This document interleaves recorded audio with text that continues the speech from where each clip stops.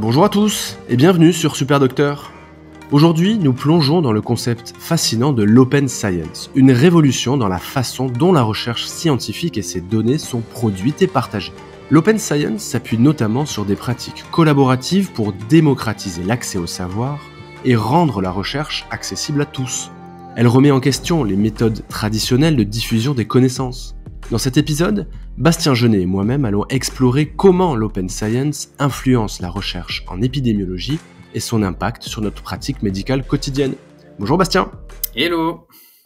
Bastien, je le rappelle, tu es chef de clinique en santé publique, doctorant en épidémiologie clinique et docteur en gériatrie. Alors avant d'aborder le sujet de l'Open Science, est-ce que tu peux m'expliquer comment s'organise la presse scientifique classique ? Tout un chantier. En fait, donc la presse scientifique, ce qu'il faut comprendre, c'est que elle est organisée par des journaux scientifiques. Donc les journaux scientifiques, c'est les noms que vous connaissez, hein, le Nature, le Lancet, le JAMA, plein d'autres journaux un peu moins connus, mais c'est surtout ça. Et en fait, ces journaux, généralement, ils sont gérés par des sociétés savantes. Donc, c'est typiquement les sociétés savantes de neuro, les sociétés savantes de médecine interne, de toutes les spécialités qui peuvent exister. Et ces journaux, ils sont édités et publiés, donc en termes de gestion pure de journal, entre guillemets, comme vous pouvez avoir des maisons d'édition qui publient des bouquins, par des maisons comme par exemple Springer ou Elsevier. Vous avez déjà dû voir quand vous voulez accéder aux articles sur Internet, vous regardez ça vient d'où ? C'est parce que c'est les éditeurs des journaux. Et donc, ce qu'il faut comprendre, c'est que généralement, les journaux, pour la plupart aujourd'hui, ils font payer les auteurs pour publier, dans un but initial qui était de rendre l'accès à tous gratuit. Et pour compenser cet accès gratuit, parce qu'il n'y avait pas de gens qui s'abonnaient du coup. C'était le but initial. On y reviendra après, ça a bien changé. Et l'idée, c'est que ces journaux, ils sont donc gérés par des sociétés savantes qui ont des comités éditoriaux. Et généralement, qui c'est là-dedans ? C'est les professeurs des spécialités en question. Et ça marche comme ça partout dans le monde, en fait. Et donc, quand vous soumettez un article à un journal, il y a différentes étapes. La première, c'est vous déposez votre article sur le bureau, vous l'envoyez par mail, entre guillemets, et là, c'est l'éditeur en chef qui va lire un petit peu rapidement votre article. Et puis là, il va se dire, bon, soit je garde pas, en gros. Et donc, ce qu'il faut vous dire, c'est que dans des journaux, comme je vous ai cité précédemment, qui sont assez prestigieux, il y a 90% des articles qui ne passent pas cette barrière-là. Donc, c'est quand même assez sélectif. Mmh. Après, donc ça, à ce moment-là, votre papier, il s'appelle un préprint. Et donc, il vous appartient encore. Vous avez encore la propriété intellectuelle de votre article. C'est quand même une chose qu'il faut bien retenir et qui est intéressante. Une fois qu'il est accepté, bien joué, vous êtes dans les 10%, c'est quand même pas mal. Et ensuite, qu'est-ce qui se passe ? Il y a un processus qu'on appelle le reviewing. Donc, c'est en fait, on va demander à des experts, entre guillemets, qui sont pas dans le journal, qui peuvent être suggérés par les auteurs, mais qui peuvent être aussi choisis, entre guillemets, un peu au hasard, parmi un pool qu'ils ont, un stock qu'ils ont de reviewers, et qui vont relire l'article en disant « Moi, ça me paraît cohérent en termes de scientificité, en termes de sujet, moi, c'est ce que je connais aussi, c'est ce que je constate dans ma recherche, mais aussi en termes de méthodologie, idéalement. » D'accord ? Et donc, c'est basé sur relecture par les pairs, c'est-à-dire que c'est bienveillant, que normalement, les gens lisent, font des commentaires constructifs, savent relire et sont honnêtes. Et le problème, c'est que les gens qui font de la review ne sont pas payés. Alors, le problème ou l'avantage, c'est ce qu'on pourrait dire s'ils sont payés, ils ne sont pas indépendants, mais bon. Ils ne sont pas tous formés à la méthodologie. Et donc, ce qu'il faut être conscient aujourd'hui, c'est que, globalement, le pool de reviewers actuel, il est en crise. Il y a des journaux qui n'ont pas de reviewers parce que les gens n'ont plus le temps de le faire. Il y a trop d'articles et il y a trop de travail en clinique, donc les gens n'ont pas le temps de le faire. C'est vraiment ça qu'il faut comprendre. Et donc, l'idée, c'est que ces deux personnes-là, elles vont relire votre papier et puis elles vont dire, soit on accepte comme ça, nickel, rien à faire. Est-ce qu'il y a des révisions à faire sur votre article qui sont mineures ou qui sont majeures ? Mineures, généralement, c'est de la forme. Majeures, c'est du fond. Et ils vont vous renvoyer l'article en disant, revoyez votre copie. Et donc là, à ce moment-là, votre papier vous appartient encore et il est en under review. Donc, il vous appartient encore. Une fois que vous répondez aux questions qu'on vous a posées, aux remarques, etc., vous le renvoyez au journal. Bon, ça peut faire des allers-retours comme ça. Et puis finalement, ça peut se terminer par non désolé, on n'en veut pas, ou on l'accepte. Et une fois qu'il est accepté, là, votre papier, donc il est accepté, il va bientôt être imprimé, mais il vous appartient encore. Vous pouvez encore le soumettre ailleurs.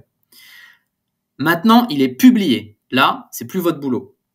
C'est ce qu'on appelle du coup dans ce cas-là un print, et donc ça veut dire que votre papier ne vous appartient plus. Il appartient au journal. Donc en termes de droit d'auteur, c'est plus votre propriété intellectuelle. Et donc votre journal, donc votre article, il est publié en ligne et il est identifié par un identifiant qu'on appelle soit un DOI, soit un PMID pour identifiant PubMed. En gros, c'est quand vous êtes publié sur PubMed. Et donc là, à ce moment-là, vous n'aurez plus le droit d'utiliser votre article sans le citer, parce qu'il ne vous appartient plus. Et ça, c'est quelque chose d'important à comprendre. Voilà. Très bien. On a du mal à s'y retrouver parmi tous les différents types de revues. Est-ce que tu peux me les détailler et les décrire rapidement ? Alors ouais, on va essayer. On va essayer d'être concis. Donc les différents types de revues qui existent, il y a globalement les revues entre guillemets classiques, donc qui sont des revues payantes où on doit payer pour publier. Et ça, comme je vous ai dit tout à l'heure, initialement, c'était mis en sorte pour dire oui, mais vous inquiétez pas, on va mettre en accès libre nos articles, c'est pour ça que vous devez payer, parce que les gens ne s'abonnent pas, du coup, puisqu'ils ne payent plus pour utiliser les articles. Donc, c'est les revues classiques, c'est ce qu'on appelle la voie classique, et c'est le Lancet, le Nature, bref, toutes les grandes reviews que vous connaissez.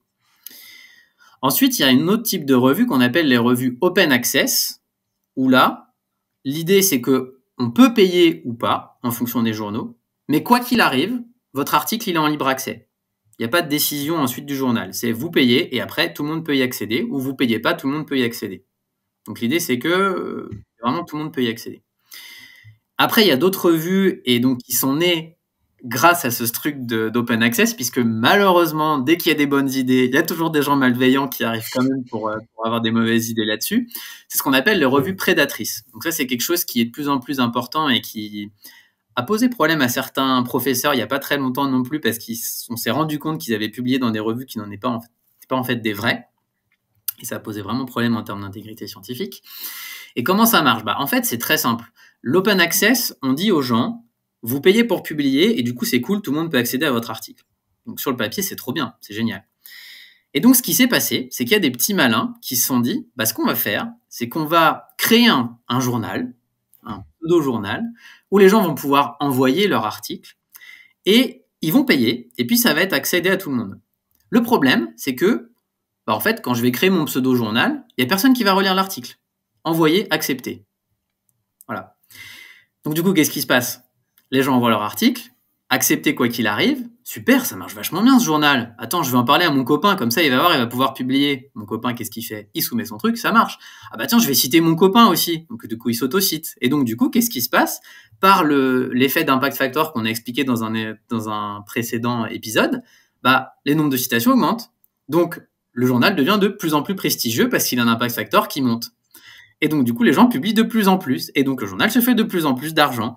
Sauf que les articles ne sont pas relus. Et il y a des auteurs qui sont amusés à publier des faux articles dans ces revues où il y avait écrit littéralement n'importe quoi dedans. Et ça a fonctionné. Ça a fonctionné.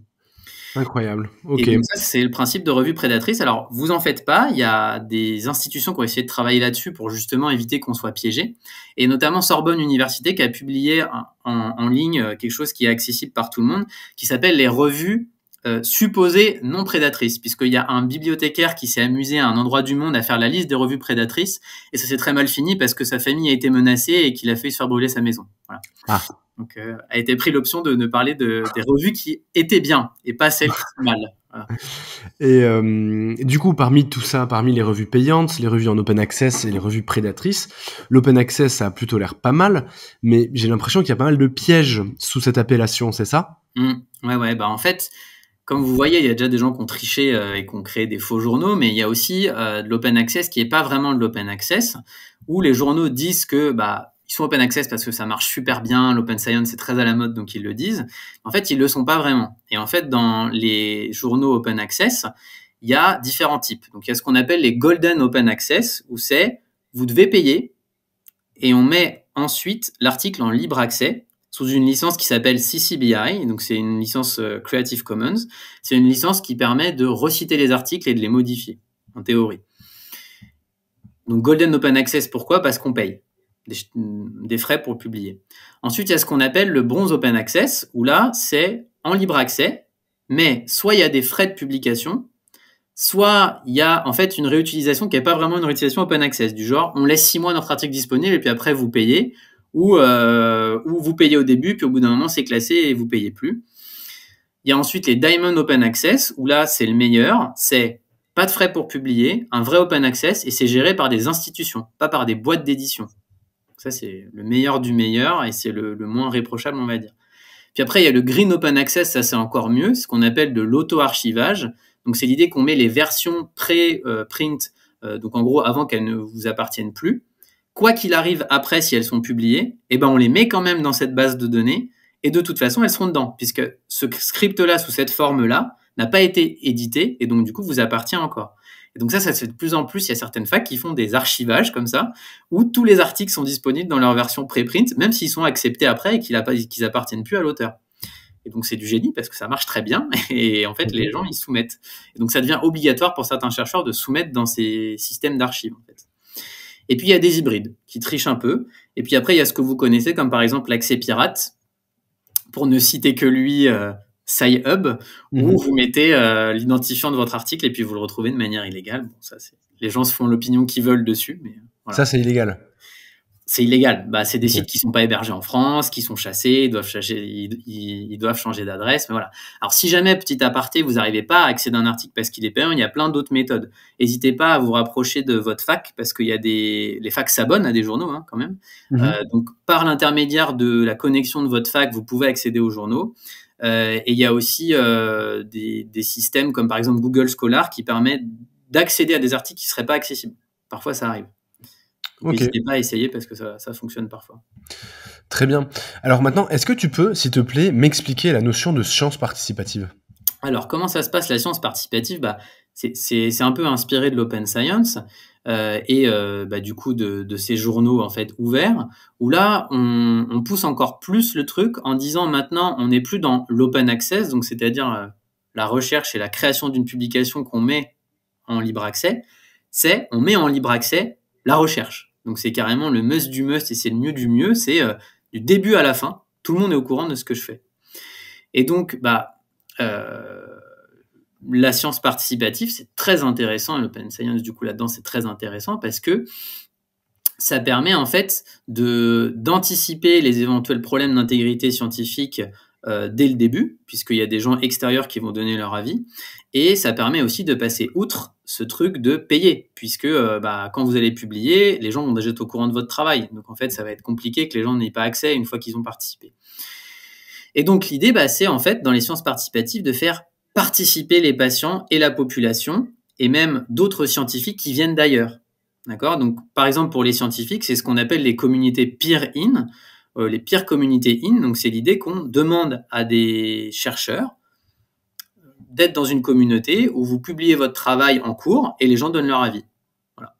Alors, c'est organisé par des gens sérieux, etc. Mais voilà, par exemple, pour les scientifiques, l'avis des scientifiques, ça se passe comme ça. Ok, c'est-à-dire qu'on rend transparent toutes les phases de la rédaction d'un article. Tout. Et en plus de rendre transparent, on implique les gens dedans. Les patients, les accompagnants, des gens qui sont pas du tout dans le domaine. Et on dit, voilà, moi ce que je fais c'est ça, regardez, dites ce que vous en pensez. Est-ce que tu veux nous dire où est-ce qu'on peut te retrouver, Bastien ? Où est-ce qu'on peut me retrouver ? On peut me retrouver à la Pitié-Salpêtrière, dans le service de santé publique, mais pas que là. On peut me trouver aussi sur Insta, si vous voulez, critique ton article, donc comme ça se prononce, mais avec des tirets du 8 entre les mots. Et là-dessus, on parle gériatrie, on parle LCA, on parle intégrité, on parle test de médecine, voilà, et on se régale tous ensemble. Parfait. Et comme toujours, je recommande chaudement à tout le monde ton travail. Merci infiniment, Bastien. De rien. Salut. Ciao. J'espère que cet épisode t'a plu. Si c'est le cas, pense à t'abonner pour ne rater aucun épisode. Si tu veux me laisser une note de 5 étoiles sur ton application, ça m'aiderait aussi beaucoup. Tu peux également rejoindre la newsletter afin de recevoir une fois par mois un mail dans lequel je te transmets plein de contenu pour la médecine générale. Enfin, tu peux participer financièrement sur la cagnotte Tipeee. Toutes les ressources sont dans les notes de cet épisode. À bientôt!